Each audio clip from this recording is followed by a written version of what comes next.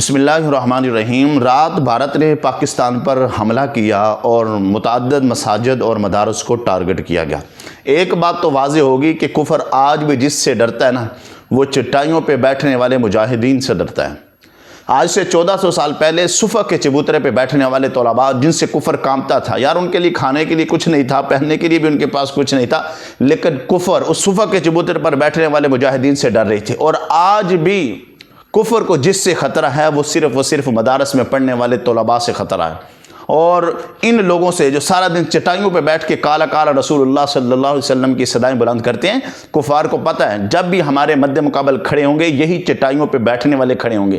یہ موت سے نہیں ڈرتے، یہ ہمیشہ جہاد کا جذبہ دل میں لیے میدان میں اترتی ہیں، اور ان کو سکھایا بھی یہی جاتا ہے جب ملک کی بات آئی، جب ایمان کی بات آئی، جب وطن کی بات آئی، جب دین کی بات آئی، جب نبی کی بات آئی، تھوڑے پہ پیچھے نہیں ہٹنا۔ ایک ہی جان ہے نا، نبی کے لیے، دین کے لیے، اسلام کے لیے اور اپنے ملک کے لیے قربان کر دینا۔ ہم جان دینا اپنا ایمان کا جز سمجھتے ہیں۔ ہم کہتے ہیں ہمارا ایمان بھی کامل تب ہوگا جب ہم اپنے دین کے لیے، اپنے ملک کے لیے، اپنے نبی کے لیے، اپنے وطن کے لیے اپنی جانیں قربان کر دیں گے۔ یہ گائے کا موتر پینے والے ہم سے لڑیں گے جو زمزم پیتے ہیں؟ ان کو کیا پتا جو بتوں کے سامنے سجدہ ریز ہوتے ہیں، یہ خدا کے سامنے جھکنے والوں کی طاقت کیا ہے۔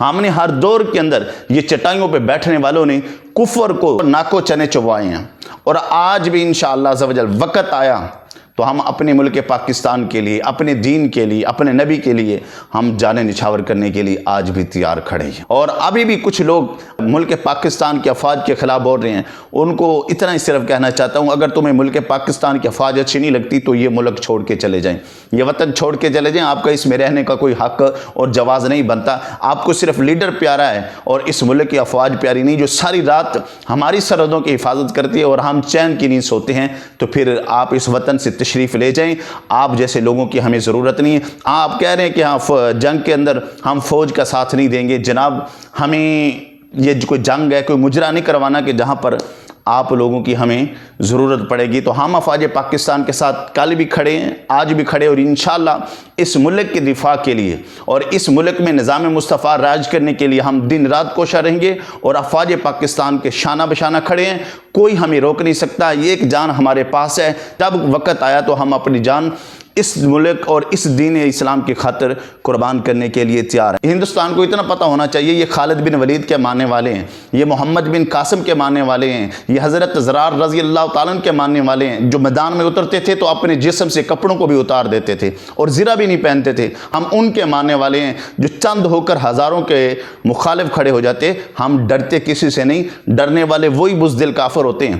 ہم ہمیشہ کے لیے تیار ہیں۔ ہمارے لیے تو اعزاز کی بات ہے کہ اگر وطن کی خاطر، دین کی خاطر، اسلام کی خاطر جان دینی پڑی تو ہم دے دیں گے، کیونکہ ہمیں جو مرتبہ ملے گا وہ شہادت کا ملے گا۔ ہم دنیا میں بھی سرخرو ہو جائیں گے اور کل قیامت کے دن سرخرو ہو جائیں گے، اور ہمارے نبی ہمیں سینے سے لگانے کے لیے تیار کھڑے ہوں گے اور اپنے ہاتھوں سے جام کوثر پھیلائیں گے۔ ہمارے لیے مرنا ایک زندگی ہے، ہمارے لیے مر جانا مٹ جانا نہیں، ہمارے لیے مرنا ہی حیات ہے، اور ہم تو ہر وقت تمنا کرتے ہیں کہ کاش ہمیں شہادت کی موت آئے۔